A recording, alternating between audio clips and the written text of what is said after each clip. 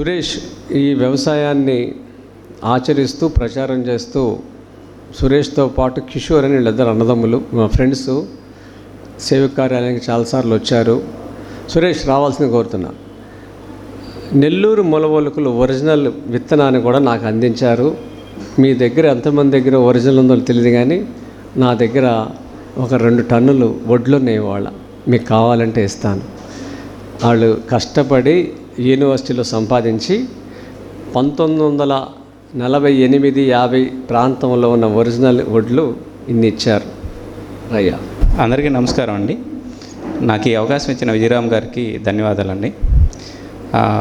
నేను ఈ కార్యక్రమం చేయడానికి ఒక రామ్మోహన్ గారు, చక్రవర్తి గారు, హసరత్ గారు వీళ్ళందరూ నాకు చాలా సపోర్ట్ చేశారు రాత్రంతా. సో మాల్యాద్రి గారు అయితే అన్ని దగ్గర చూసుకున్నారు. అందరికీ ధన్యవాదాలు. సో నా పేరు సురేష్ అండి. మాది నాయుడుపేట దగ్గర పల్లెటూరు. సో ఒక 10 years ఐటీలో వర్క్ చేశాను. సో ఆ టైంలో కొంచెం హాస్పిటల్కి అంటూ బాగా ఖర్చు పెట్టాం అన్నమాట. సో పెద్దవాళ్ళందరికీ ఆరోగ్యపరమైన సమస్యలు రావడంతో మనం సంపాదించిన దాంట్లో 70-80% నేను హాస్పిటల్కి ఖర్చు పెట్టాను. సో అప్పుడు ఆలోచిస్తున్న టైంలో ఇందాక విజయరామ్ గారు చెప్పినట్టు ఆయన ఒక వీడియో నా జీవితాన్ని ఏడాదాకా తీసుకొచ్చిందండి. సో అది ఆ రోజు నేను చూడకుండా ఉంటే నాకు బేసిక్గా నాకు హిందీ రాదు. సో పాలేకర్ గారి పుస్తకాలు తెచ్చుకున్నాను, చదువుతున్నాను, కానీ ఇంప్లిమెంటేషన్ ఎలా చేయాలనేది నాకు తెలియదు. సో ఎలా అంటుంటే అప్పుడు భూమిపుత్ర అనే ప్రోగ్రాంలో విజయరామ్ గారి ప్రోగ్రాం చూసి, సో అప్పుడైతే ఇంత కమ్యూనికేషన్ లేదు.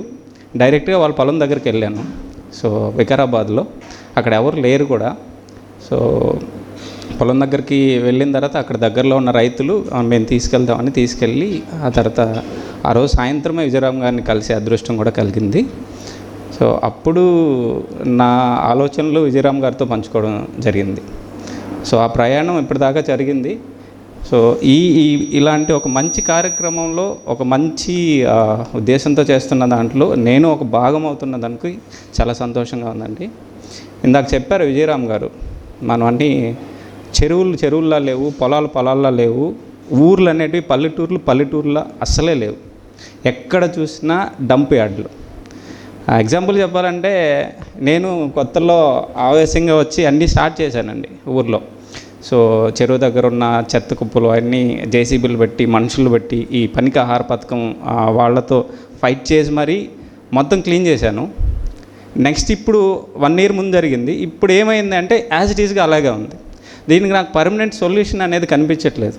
మనం చెప్పి అక్కడే ఉండి ప్రతిరోజు వాళ్ళని మానిటర్ చేస్తే కానీ అప్పటికి కూడా జరగట్లేదు.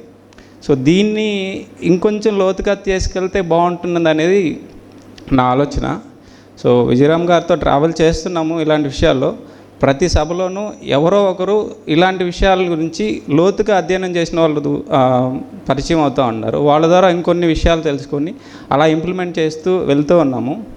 సో వ్యవసాయానికి వస్తే ఇనిషియల్గా కొంచెం ఇబ్బంది పడ్డాము, కానీ ఇప్పుడు పర్వాలేదు. ఒక 8 ఎకరాల్లో బహురూపి, కులాకార్ ఇలాంటి విత్తనాలు వేస్తున్నాను.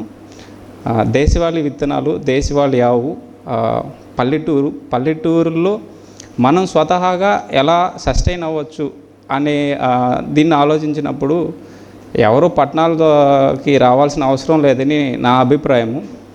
అంటే కొన్ని సాక్రిఫైస్ చేయగలిగితే బాగుంటుంది. అన్ని లగ్జరీస్ కావాలన్నప్పుడు విధ్వంసమే జరుగుతుంది. మనం కొన్నిటిని త్యాగం చేయగలిగినప్పుడు అందరూ కలిసిమెలిసి ఉంటారు.